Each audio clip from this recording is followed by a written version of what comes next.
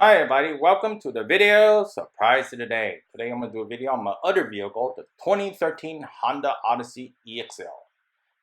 Alright, before we get started, please help subscribe, hit the bell icon when you be notified new videos, and I really appreciate a thumbs up. Thank you very much in advance. So I have this 2013 Honda Odyssey EX-L. It's at 80,000 mile plus right now, and the paint still looks very new. I mean, there's no flakes, there's no color fading or anything like that. There's no clear coat disappearing.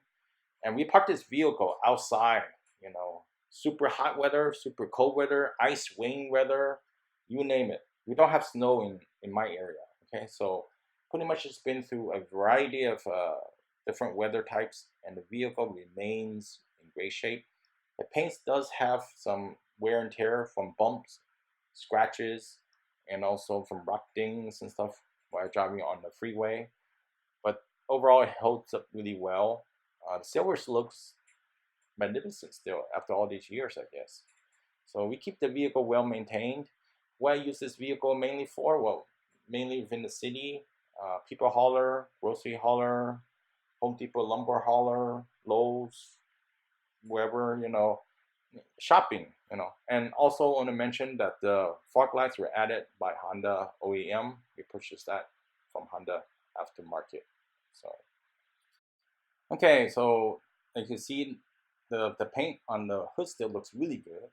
Um, the inside of the hood is our engine bay, so that looks a little bit dirty overall. All the fluids on the left, you probably noticed washer fluids and also wiper fluids, etc. And 6-cylinder, by the way, great power. One misdesign, I guess, is basically having the air intake over the battery. So that's kind of like makes it maintaining the battery or changing the battery a pain. You got to get to it.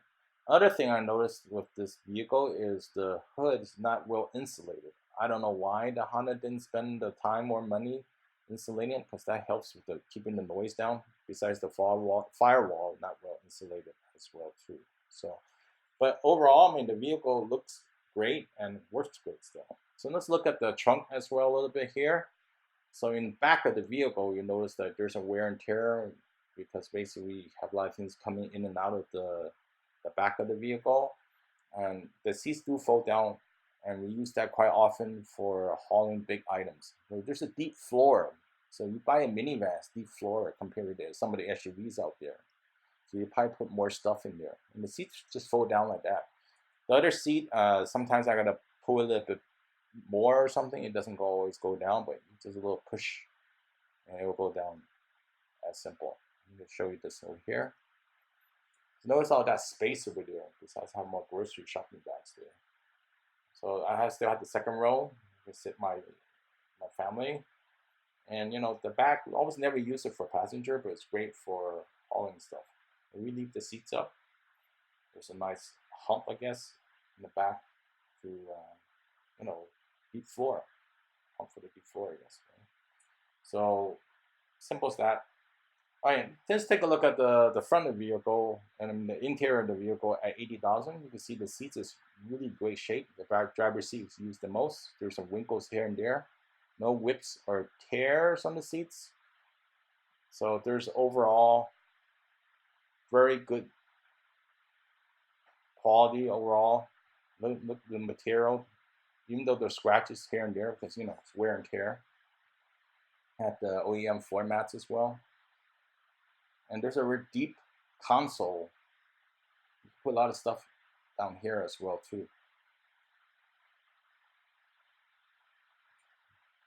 So one of the things that they have is these plugs over here, very useful. Cooler box, love this feature. Unfortunately, Honda removed it in the new Odyssey. We have the shifter. Some people like it. Some people think the push buttons are better. So let's give it a take. Let's start it up. So 87,000 miles right now. I just had the oil change. We just did the brake job at 85 or so.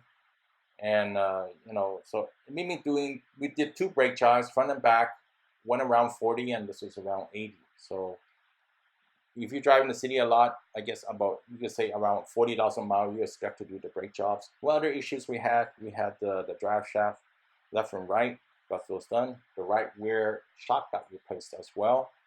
Um, Gas mileage is not really that great in this vehicle because it's a van. So this one doesn't auto shut off, doesn't do any engine shut off or anything to save your gas. Auto start, auto stop, they call it, I guess. Everything is very simple to use. The radio has a lot of buttons, of course, but you can find where it is and just push the button. And for this vehicle, and the gauges are analog. Let's see, we have these vanity mirrors, yellow light, and the sliding sun visor. Well, it doesn't slide, but it covers 90%, which is good enough, I guess. It also has a sunroof.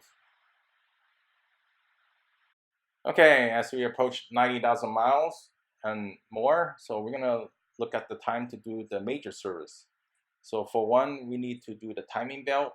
This one doesn't have a timing chain, so the timing belt is due. We're also gonna do the water pump and the spark plugs. Also check the other belts for cracks and stuff, and also hoses. We might also do the other fluid flushes like the transmission, the radiator, and the brake fluid as needed. As a recap, the problems we encountered were the drive shaft, left and right. The right rear shot was replaced. We want to also check the other shots if that needs to be replaced. And also, we had our CV boot replaced. I forgot which side, but we got it replaced. So other than that, we don't have any other issues. So the engine's been great. The transmission's been great. The electrical system's been great. Everything is very simple to use in this vehicle. It drives really good. I really hope this vehicle lasts another 100,000 miles. I've seen people that have over 200 on this one. So hopefully this vehicle will last that long. Hope this video helps you out. Thumbs up. See you next time. Bye.